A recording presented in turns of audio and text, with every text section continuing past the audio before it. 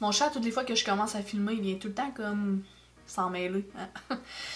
C'est un peu comme ma fille quand je filme le jour, parce que je filme encore de nuit, évidemment. Salut tout le monde, donc j'espère que vous allez bien. Donc aujourd'hui, je vous reviens avec un spécial grossesse. J'espère que ça va vous intéresser en général. Donc c'est comme un de mes premiers en fait que je fais par rapport à les enfants en général, parce que à part mes bum dates, je parle pas beaucoup de maternité ou de trucs de parents, là, un peu sur ma chaîne. Fait que là, j'espère que vous allez aimer ça quand même si c'est pas relié à du maquillage. Moi, franchement, c'est les vidéos que j'aime beaucoup écouter, que j'aime écouter surtout à ma première, mais même encore aujourd'hui parce que je veux dire, on n'est pas la. Même si on a eu un enfant, on n'est pas la science infuse, là. Des fois, c'est le fun d'avoir les avis des autres parents ou d'autres gens, en général. Donc, j'espère que vous allez quand même aimer. Donc, avant de commencer à rentrer dans le vif du sujet, hein, je voulais juste, si vous n'êtes pas déjà abonné à ma chaîne, abonnez-vous si mon contenu vous intéresse, évidemment. Et faites un thumbs up si vous aimez le genre de vidéo un peu plus comme, je dirais pas personnel, là, mais tu sais, je veux dire, c'est pas relié à du maquillage, c'est vraiment comme plus par rapport à ma vie, en fait. Tu sais, finalement. Là. Donc aujourd'hui, je vous parle de mes articles indispensables. Évidemment, c'est par rapport à moi, parce que chaque personne, on a chacun nos trucs indispensables, évidemment. Là, j'ai pas les articles avec moi présentement parce qu'ils sont encore pactés dans les... soit dans les boîtes ou il y a des choses que j'ai comme pensé, j'étais allée coucher ma fille puis j'ai fait « Oh merde, c'est dans la chambre à ma fille », puis là, ça me tente pas de la réveiller, évidemment, là, au milieu de sa nuit, là. Fait que je vais mettre des images, en tout cas, essayer, hein, à côté, puis je vais essayer de mettre des prix aussi, parce que des fois, ça aide tout le temps un peu où est-ce s'en aller. Donc moi, je vous conseille, parce que j'ai fait cette erreur-là à ma fille, oui, c'est d'acheter à peu près, là, je vous dirais, là, 90% des pyjamas pour un nouveau-né, puis 10% d'ensemble. Pourquoi? Parce que, franchement, tu sais, quand que, surtout, moi, j'allaitais, puis j'aimerais ça allaiter à mon prochain, mais quand t'as genre 2 minutes entre 2 allaitements, souvent, tu vas skipper comme l'habiller pour aller faire l'épicerie, tu vas y aller avec son pyjama, là, parce qu'en plus, les pyjamas sont super beaux aussi, de nos jours. Ensuite, évidemment, une boîte de couches nouveau-né. C'est... Commencez seulement par une boîte de couches parce que vous savez pas comment votre bébé va peser. Ensuite, avec les couches, qu'est-ce que ça prend?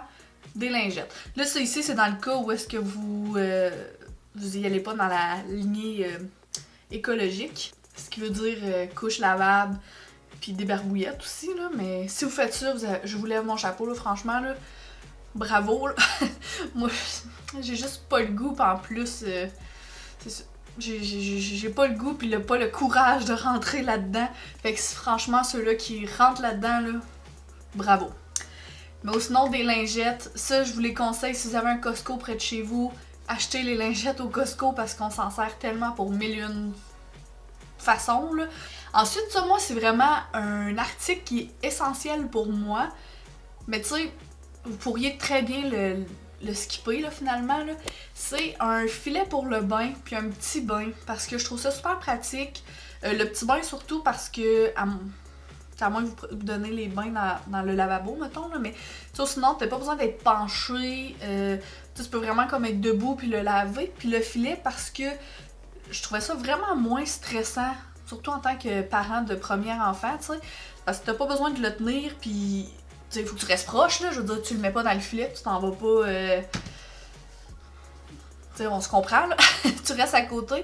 Mais tu sais, t'as tes deux mains, tu sais, fait que tu peux le nettoyer, tout ça, le bébé. T'es pas obligé de le tenir par la tête, puis t'es pas stressé de le noyer, finalement, là. Mais c'est sûr que. Comme je dis, faut pas que tu t'éloignes quand même du bébé, là. Tu vas pas jaser au téléphone sur ton divan pendant 1 heure de temps pendant qu'il est sur le filet en me disant « il est sur le filet, c'est correct ». Non, faites pas ça. Ensuite, je trouvais ça essentiel à ma fille et à mon gars parce que j'ai pas acheté une table à langer. Parce que je trouvais ça vraiment inutile parce que c'est vraiment un court laps de temps dans le fond les couches là, tu sais, ma fille a plus de couches là présentement, fait que moi j'ai acheté simplement un bureau et j'ai acheté un matelas à langer à la place qui est comme tu sais en 25-35$, dépendamment comment que tu le veux. Fait que je trouve ça beaucoup moins cher, puis le bureau à la fin, ben il reste. Tu sais, le bureau à ma fille est encore dans sa chambre, puis j'ai tout comme enlevé les trucs de bébé dessus, puis c'est vraiment comme son bureau de grande fille maintenant parce qu'elle a une chambre de princesse.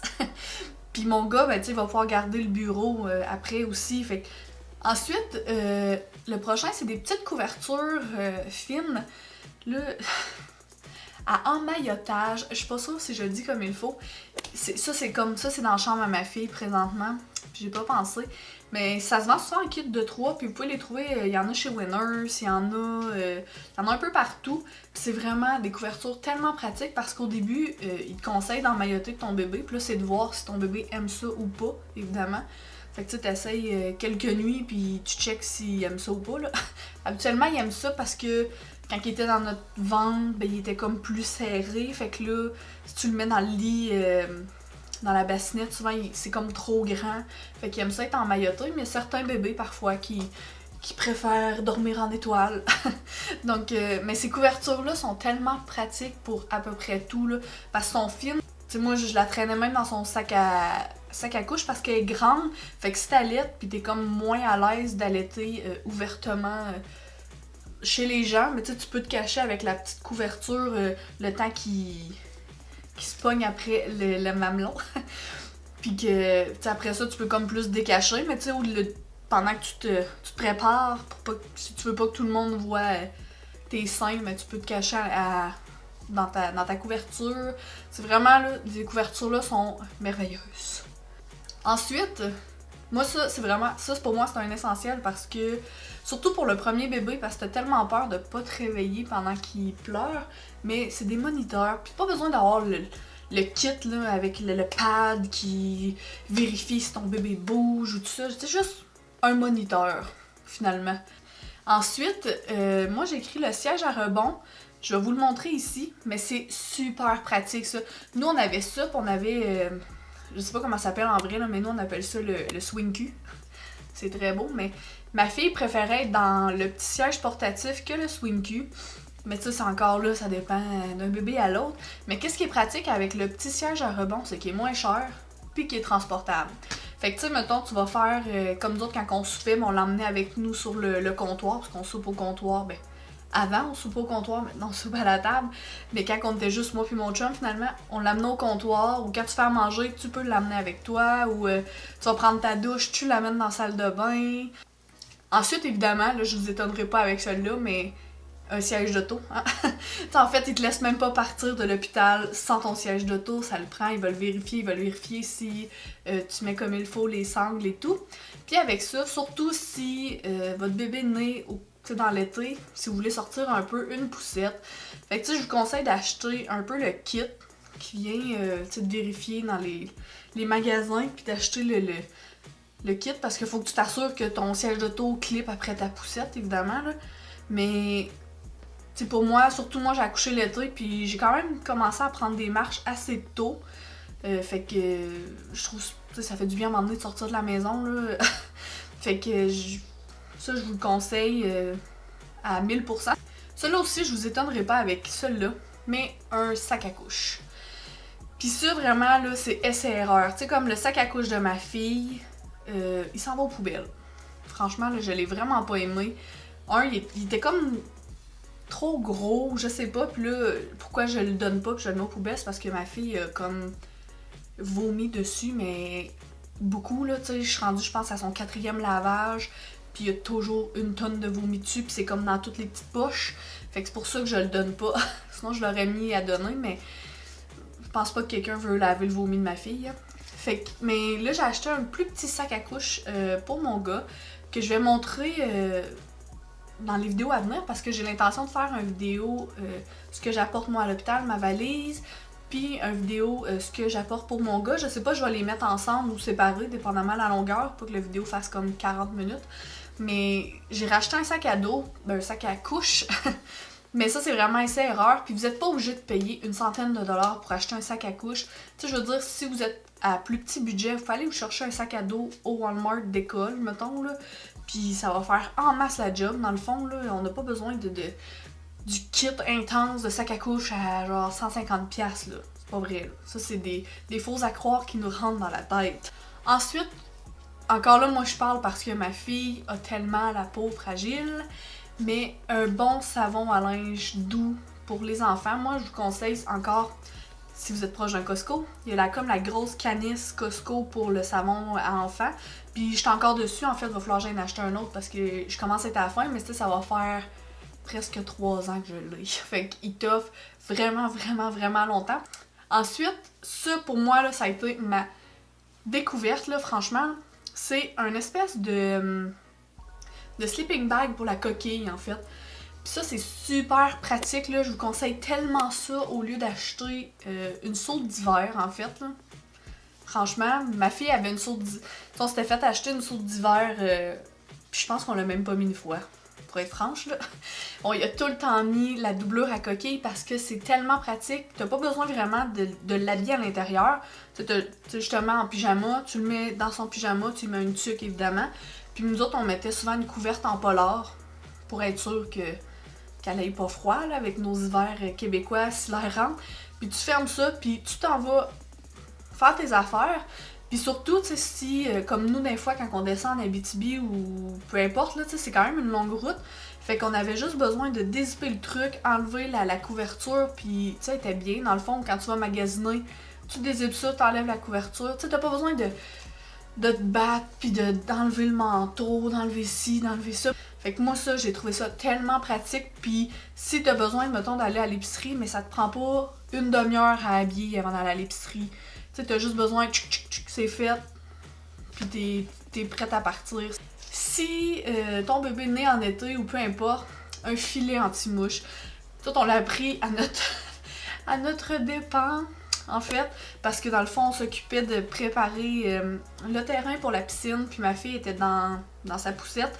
Puis sérieusement, elle s'est tellement fait manger par les mouches. C'était épouvantable. À un moment donné, il a fallu que, dans le fond, que je rentre en dedans parce que ça avait pas de bon sens. Elle se défend pas, là, je veux dire. Fait que c'était vraiment comme un steak au milieu de la table pour les mouches. Fait que je vous conseille vraiment un filet anti-mouche. À côté, proche du où est-ce que vous changez votre bébé, une poubelle. C'est con à dire, là, mais ça prend vraiment comme une poubelle proche parce que